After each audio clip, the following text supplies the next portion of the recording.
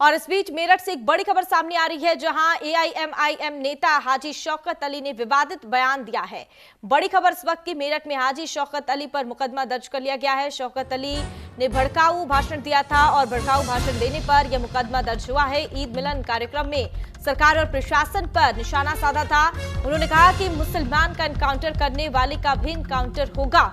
बड़ी खबर इस वक्त की, ये बड़ी खबर, बड़ी जानकारी, जहां शौकत अली ने एक भड़काऊ विवाद दिया था, भड़काऊ बयान दिया था और भड़काऊ भाषण देने पर उन पर एफआईआर दर्ज हुआ है। दरअसल ईद मिलन कार्यक्रम में सरकार और प्रशासन पर उन्होंने निशाना साधा था। मुसलमान का एनकाउंटर करने वाले का भी एनकाउंटर होगा, ये भड़काऊ बयान दिया था उन्होंने और इस भाषण के बाद उन पर एफआईआर दर्ज हुआ है। कहा यह भी जा रहा है कि माहौल बिगाड़ने की कोशिश की गई थी और इसलिए इसको लेकर अब पुलिस हरकत में आई है और इस पर एक्शन लिया जाएगा। और इसी के साथ अब यूपी चुनाव से पहले अब बयानबाजी का दौर शुरू हो गया है और शौकत अली का ये बड़ा बयान। मीडिया पर एक वीडियो वायरल हो रहा है जिसमें एक व्यक्ति शौकत अली के द्वारा भड़काऊ भाषण दिया जा रहा है। इसके संबंध में थाना लोहिया नगर पुलिस द्वारा इसका संज्ञान लिया गया है। इसमें मुकदमा लिखवाकर अग्रिम विधानिक कार्रवाई की जा रही है। मेरे दोस्तों, मेरे बुजुर्गों, मैं 111 नहीं, आप मुझे 11 जिला करके उत्तर प्रदेश से दे दो, मैं आपसे वादा करके। मैंने जिस संदर्भ में वो बयान दिया था, चूंकि मेरा वो वीडियो पूरा तो मीडिया ने चलाया नहीं है, 3 वाकयात हुए हैं रमज़ान के महीने में।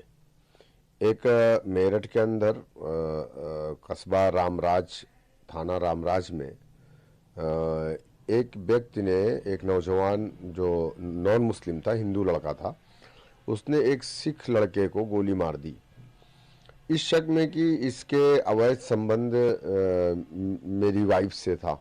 ये बोल करके उसने गोली मार दिया। पुलिस को इन्फॉर्मेशन दी जाती है, पुलिस मौके पर पहुंचती है, उस लड़के को वहां पर घेर लेती है। उस लड़के के हाथ में तमंचा था। पुलिस उसको सरेंडर करने के लिए बोलती है, वो अपने आप को सरेंडर नहीं करता है। सवाल यह है कि सलीम मुर्तद को मारने वाले 2 बच्चों का इनकाउंटर पुलिस कर देती है, 2 बच्चों का इनकाउंटर पुलिस कर देती है, बाकी 2 का ना इनकाउंटर होता है, ना 2 के घर पे बुलडोजर चलता है।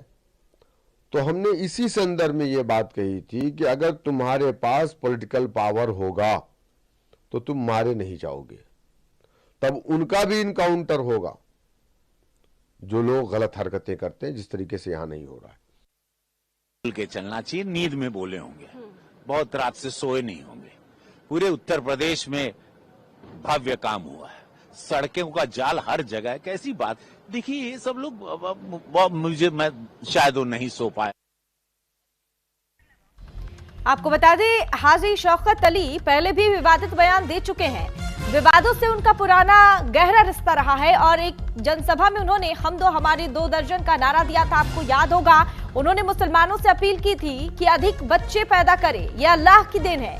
लेकिन इसके बाद अब तमाम सवाल है। सवाल ये भी है कि क्या इस बार का बयान कानून के दायरे में है, क्या इस तरह का बयान उन्हें देना चाहिए, तमाम सवाल है। लेकिन अब देखना होगा इस पर क्या कानूनी कार्रवाई की जाती है, क्योंकि जिस तरह से उन्होंने ये बयान दिया है उसके बाद अब यूपी में सियासत भी गर्मा गया है। देश में एनकाउंटर पर बहस पहले भी होती रही है, लेकिन इस बार मुद्दा और भी संवेदनशील है, क्योंकि ये ईद मिलन समारोह के दौरान उन्होंने ये बड़ा बयान दिया था और एआईएमआईएम नेता हाजी शौकत अली ने जिस तरह से विवादित बयान दिया, उसके बाद यूपी में सियासत अब तेज हो गई है।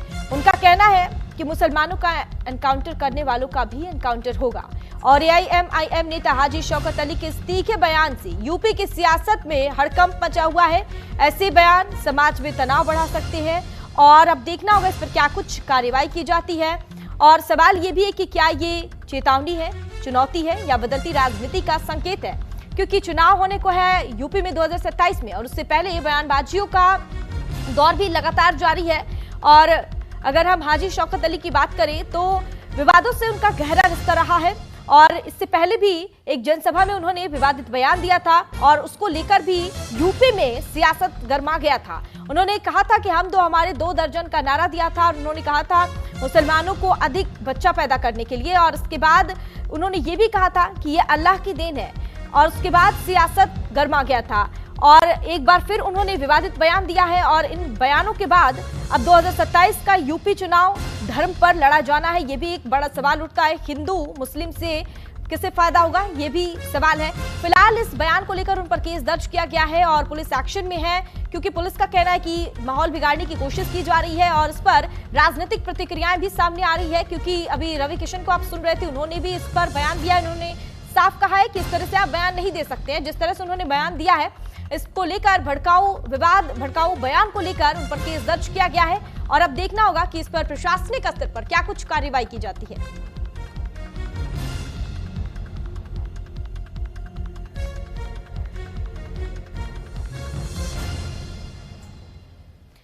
खबरों में आगे बढ़ेंगे। इस बीच बड़ी खबर आगरा से है, जहां एतमादमपुर रजिस्ट्री दफ्तर में आयकर विभाग का